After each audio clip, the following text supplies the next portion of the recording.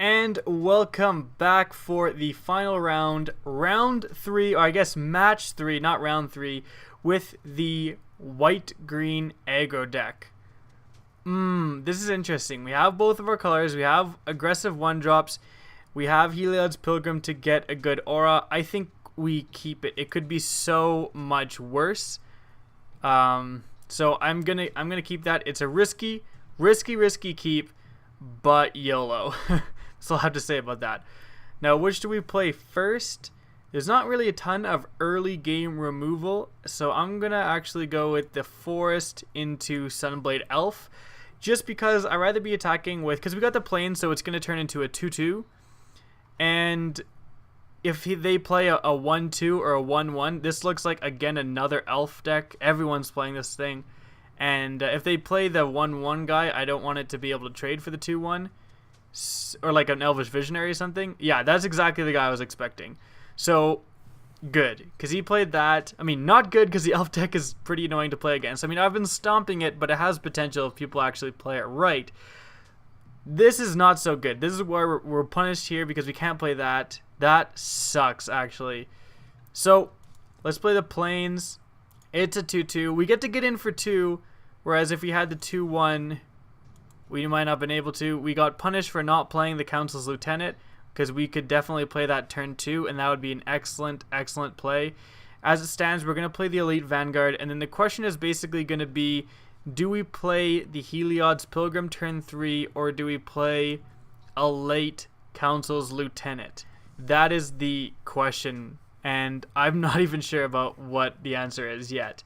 We do have a decent amount of lands and Angelic Edict to kill something, but as it stands now, we have a very aggressive start, and if he plays something big, we could definitely be in trouble. So I think what I'm thinking right now is probably Heliod's Pilgrim to get the enchantment that gives flying, and then turn 4 we can Council's Lieutenant and give the enchantment, the flying enchantment, to one of these creatures. I don't want to give it to the Council's Lieutenant because you want to diversify your threat. Okay, so he's skipping the attack. I'm not gonna, obviously I'm not gonna trade him a 2/1 for his 1/1, so I'm gonna skip here. I know that can grow bigger, but there's nothing in the graveyard yet, so there's nothing to worry about. And he's gonna play his creature, I assume. If he passes, I mean, that would be great, but it's pretty clear that he has something to do because the game kind of automatically passes priority. So you can tell when people actually have things, and I don't know what he has. He might have something kind of useless, like... Alright, let's see this thing. This is the 1/1, discard an elf. Okay, so that's not bad, and I will definitely offer the trade. Ooh, okay. Now this is interesting. Instead of the Pilgrim, let's play the Castellian turn 3, and then what we can do is we can next turn Pilgrim and attach an aura to the Castellian, and then we've got the Council Lieutenant as like kind of a backup threat. So I will offer the trade for this guy. Tap, discard an elf, target creatures -X for X's number. So yeah, giving -2/-2 to all my guys is not something I'm thrilled about, so I will absolutely offer this trade. If he doesn't want to trade, whatever, you know, such is life. But if I get rid of that guy, it's not the worst thing in the world. And then I'm going to play the Citadel Castellian. So we're looking good. Our draws have been actually pretty excellent. The only mistake I think I've played this game, I would have preferred Plains this guy to have a second turn Lieutenant. That would have been amazing. But the turn 3 Citadel Castellian was a nice consolation prize.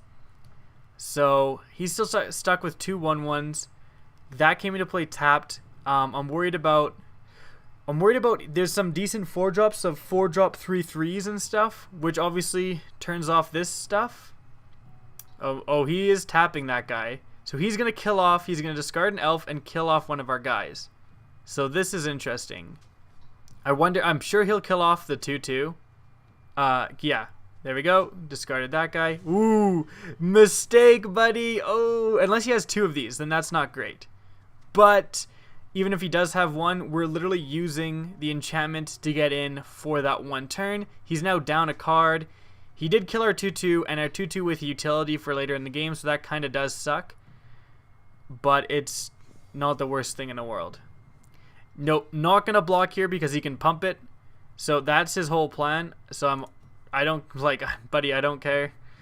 If you wanna, ooh, if he exiles this and he uses his mana, I will be thrilled, because that means we have free reign over like doing whatever we want next turn. So okay, he's not doing that.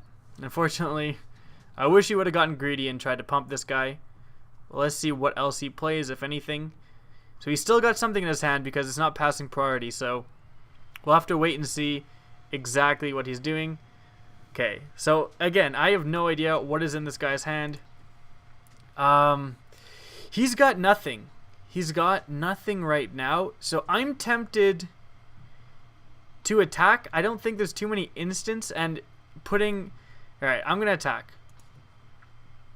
with both, because my logic here is if he's got some sort of instant to kill this thing, he's got it whether I put a enchantment on it or not, right? Okay, so fog. Does that still trigger? Does that still trigger? No, it doesn't. That's dumb. That's stupid. Anyways, no, it's not stupid. It's just, so he fogged me, but it gives me a chance to massively develop my board even more so. Eye Blight Massacre is devastating. Actually, it's not, because this is an elf. So it doesn't kill this. It only kills this and this. And it leaves this because it's a 2/3. I don't even know if Eye Blight Massacre is in this game. It's two black, 2 of anything. Non-elf creatures get -2/-2. So it would suck, but I don't think it would be unbelievably devastating. So what I'm worrying about now is he's got 5 mana. I'm worrying about the 5-drop elf, the one with Menace that kills a creature with odd, with offset power and toughness. That thing is a beating, and I've seen it in this game. I'm not sure if this guy has it. I hope he doesn't. I feel like if he has it, he would have played it already. That's the only thing, because it's so devastating. He could definitely kill my Castellan, and then I've got no good attacks. Okay, so this guy. If we draw a land, I'm just going to kill that with the Angelic Edict, 100%. I'm not going to even bother trying to do anything else. All right, perfect. Yeah, this works out great for us. This is going to be bad for him. What can he do this right now? Yeah, he can. He can control 3 elves. Something gets -3/-3. So he's got to discard an elf, though. So he got his last card. So let's do that. Kill his elf. That's going to make these a 1/1. And let's rumble. We can get in with all these guys. I'm going to leave this guy back. I don't think that's a profitable trade for any of that. This has first strike, so you would have to trade both of his guys. The 2/2, I'm willing to trade both of his guys for the 2/2. He doesn't have enough mana to activate this guy's ability. So this looks extremely profitable for us. So he's blocking there. I don't think he realizes it has first strike. Yeah, this is like not going to end well for him. Maybe he's just trying to keep the Renowned away, because this guy's Renowned effect is so punishing. But now this guy's going to trigger. The Castellan is going to trigger Renown. I've got a 4/5. I've still got the whole Heliod's Pilgrim, fetch an enchantment, and give the enchantment to a guy combination, like, ready to go. So I think his big play was this guy, and it was the Dwyen.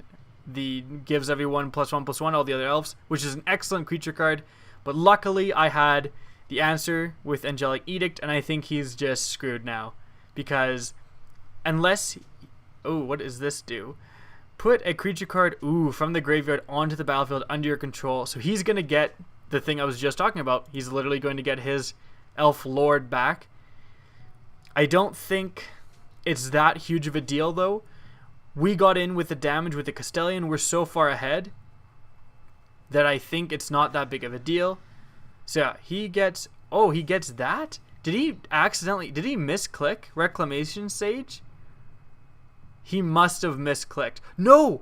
Oh, because I exiled this. I exiled this with the Angelic Edict. So I guarantee he thought he was getting that guy back, but he totally forgot. Okay. So this is interesting. I don't even think we want to use Heliod's Pilgrim here. There's no point. So, like, let's just save resources. We're so far ahead on board. So let's attack, and then we can anthem our guys with the Sunblade Elf. I'm going to leave the Vanguard back again because I don't like any of the trades there. I'm willing to trade the Sunblade Elf for both of his guys, though. So yeah, he just got screwed because he forgot, like I forgot, that Angelic Edict exiles. So yeah, that's simple as that. Stop here and pump the team. So I save my Sunblade Elf and get 1 extra damage in. And like, this is devastating. I don't see how he can come back with that. He's got 1 card in hand. I've still got gas. So somehow if he languishes, it's not good enough. Like, I don't see what he can do that's good enough.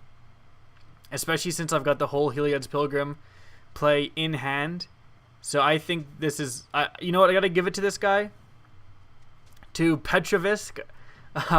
He's hanging in here. Anyone else would have left by now. Like, everyone else replaced by AI. So I've definitely got to give it to this guy for hanging in here. I don't know what he can do, but I don't want to use everything. So I'll attack like that. I'll leave the Sunblade Elf back in case something crazy happens. And I bet it's a fog. Is it a fog? Like, what's going on here, buddy? I've got the reprisal. It is a fog. Okay, so that's not that big of a deal. So he survives for 1 more turn, and we've still got an overwhelming board state. We've got reprisal if he plays some big guy. We've got Sunblade Elf to pump the team. We've got the Heliod's Pilgrim Planet back up. Unless he has another fog, we're looking at winning next turn. Oh, so this is the discard an elf card one. Okay. So this doesn't look very good for him. We've drawn another one of these. I'm going to continue here. I'm going to attack with all this time. So I don't think he has another fog. And there we go. There we go. That's the victory. He's just watching the effects. And it should be over.